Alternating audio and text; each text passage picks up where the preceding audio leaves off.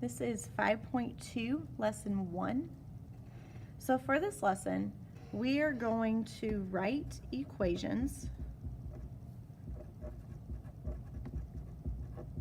in slope-intercept form.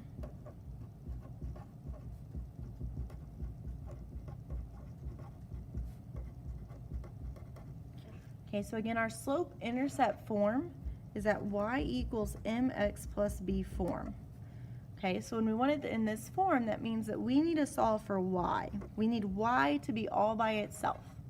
So as we look at number 1, we can clearly see that y is not by itself. Okay, so our goal is to have y. It doesn't matter if it's on the left or right, but in this case, it's going to be easier to stay on the left. We want to get y by itself.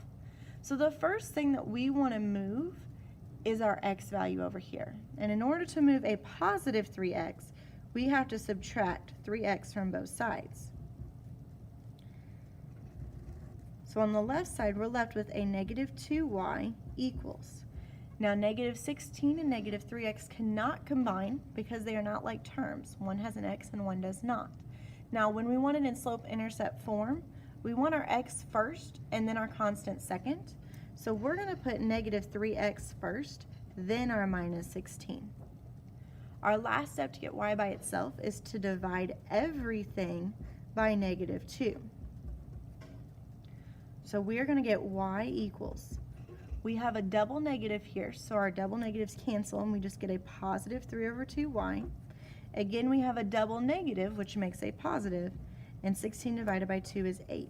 So this is our equation in slope-intercept form. I apologize, that should have been an x right there. Number 2, in solving for y, again, we're going to get rid of our x first. It's a positive 13x, so we're going to subtract 13x from both sides. So that we get negative 11y equals negative 13x minus 12. Our last step to get y by itself is to divide by negative 11. So that we get y equals, we have a double negative. We do want to leave this as a fraction though, so we're going to leave this as 13 over 11x. And then we have a double negative again, which gives us a positive. And again, you can leave this as 12 over 11.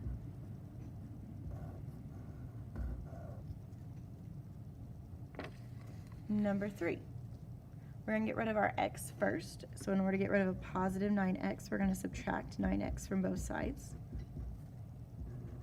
So we get negative 7y equals negative 9x minus 7. To get y by itself, we'll divide by negative 7. So we get y equals, we have a double negative here, which cancels. We're going to leave this as 9 over 7x. And then I have a double negative again, which is a positive. And then 7 divided by 7 is 1. We always want to simplify if we can. If not, you can leave it as an improper fraction. Number 4, to get rid of a regular x, we're going to subtract by x on both sides. So we get negative 3y equals negative x plus 6. Then we're going to divide by negative 3, divide everything by negative 3. So we get y equals, now we have to be careful here, our number in front of x is really a negative 1. We have a double negative, negative 1 over negative 3 simplifies to just be 1 over 3x. We have a positive and a negative, so this is going to give us a negative or a minus, and 6 divided by 3 is 2. And there's our equation. Number 5, we're going to get rid of a positive 6x, so we're going to subtract 6x on both sides. So that we get 5y equals negative 6x minus 15. Then we're going to divide by a positive 5. So we get y equals, we just have one negative here, so the whole thing's going to be negative. We have 6 over 5x. Again, we just have one negative here, so it's going to stay a minus. 15 over 5 is 3. Number 6, we are going to subtract 4x from both sides. So that we get negative y equals negative 4x plus 1. Now in front of y we have a -1, so we're going to divide everything by -1. So we get y equals -4 divided by -1 is +4x. A +1 divided by a -1 gives us a -1.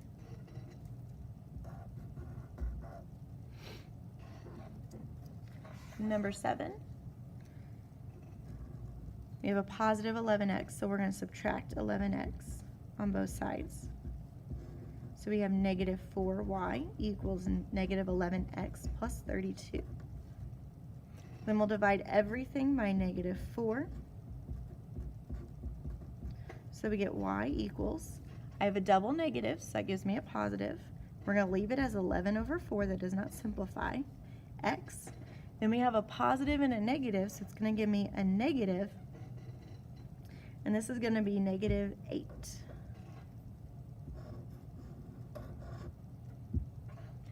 And then number 8, we're going to subtract 11x from both sides. So we have -8y equals -11x minus 48. Then we're going to divide by -8, divide everything by -8. So that we have y equals 11/8x. And that's a positive because we have a double negative here. Then we have -48 divided by -8 gives us a +6.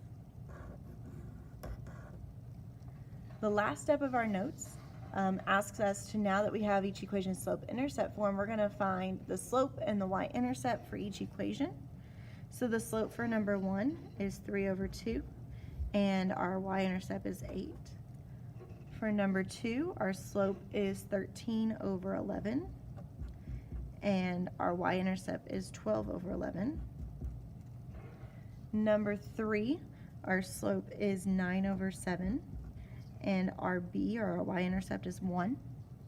For number 4, our slope is 1/3, and our y-intercept is -2. For number 5, our slope is -6/5, and our y-intercept is -3. Number 6, our slope is 4, and our y-intercept is -1. For number 7, our slope is 11/4, and our y-intercept is -8. And number 8, our slope is 11/8, and our y-intercept is 6.